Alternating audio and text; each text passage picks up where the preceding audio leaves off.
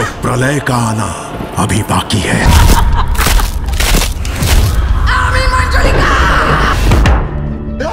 Netflix कौन चालू किया रे साला?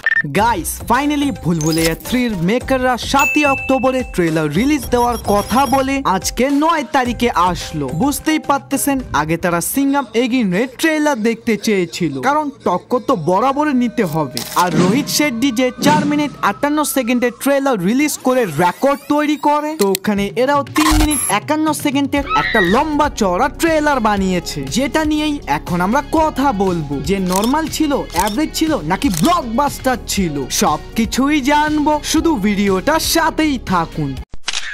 প্রথমে আপনাদের বলি, গল্প শুরু হয় রক্তঘাট থেকে, যেটা একটা ফিকশনাল প্লেস। একটু পরে এটাও জানবো আসলে কি এই সিনেমার মঞ্জলিকা। আরে মঞ্জলিকা কি, মঞ্জলিকারা আমাদের ঠিকঠাক হরর ফিল দিতে পারলো। তার আগে একটু এই টাইম লাইনের গল্পে আসি। রক্তঘাট, যেখানে একটা বড় মহল দেখা যাচ্ছে এবং এর ভিতরেই আছে সিংহাসন, যেটা সবাই নেওয়ার জন্য হিংসা অহংকারে জ্বলতে থাকে, যেগুলো ওখানকার রাজা জানতে পারলে তাদের সবাইকে মৃত্যুদণ্ড দেয়, যাদের মধ্যে একজন ছিল মঞ্জলিকা। পরের সিনে আমরা একটা মূর্তিকে পুড়তে দেখতে পাই, যেটা আর কারো না মঞ্জলিকার চেহারা। ফাইনালি পুরনো স্টাইলে এন্ট্রি হয় কার্তিক আরিয়ানের। তবে আগের বার যে তিনি রুবাবা সেজেছিলেন তার গার্লফ্রেন্ডের জন্য, বাট এইবার শুরু করে ব্যবসা, আর ওখানকার লোকজনও তাকে পাগলের মতো বিশ্বাস করে। আর তৃপ্তি ডিমরিকে যে এখানে কেন আনা হয়েছে ওটা তো আপনারা জানেনই। গল্পে আসে আরো একটা নতুন টুইস্ট। রুবাবাকে বানিয়ে দেওয়া হয় রক্তঘাটের মহারাজকুমার, যেটার বিরোধ করে বড় পণ্ডিত, তার বউ ও ছোট পণ্ডিত, যাদের কমেডি স্পেশালি এখানে ফাটাফাটি ছিল।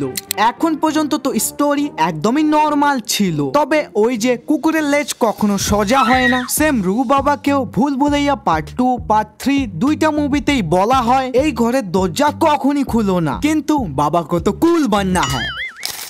আর ঘর থেকে বের হয়ে আসে মঞ্জলিকা, যে হলো মাধুরী দীক্ষিত। তো আরেক মঞ্জলিকা তো আগে থেকেই বের হয়ে আছে, আর এই দুই ভূতেরই একটাই ডায়লগ।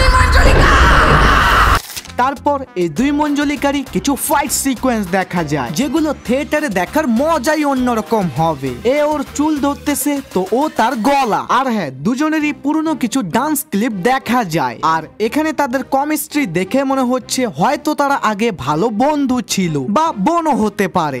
এন্ড এইসব দেখে আমার পার্ট 2 এর কথা মনে পড়ে গেল, কারণ ওখানেও তো এরকমই কিছু কনসেপ্ট ছিল, একজন মঞ্জলিকা ভালো তো অন্যজন খারাপ। আশা করি ম্যান গল্পের জন্য অন্য কিছু থাকে। শেষের এই সিনটা দেখে আমি একটু কনফিউজ, যেটা অবশ্য মুভিটার হাইপ ইনক্রিজ করার জন্যই ব্যবহার করা হয়েছে।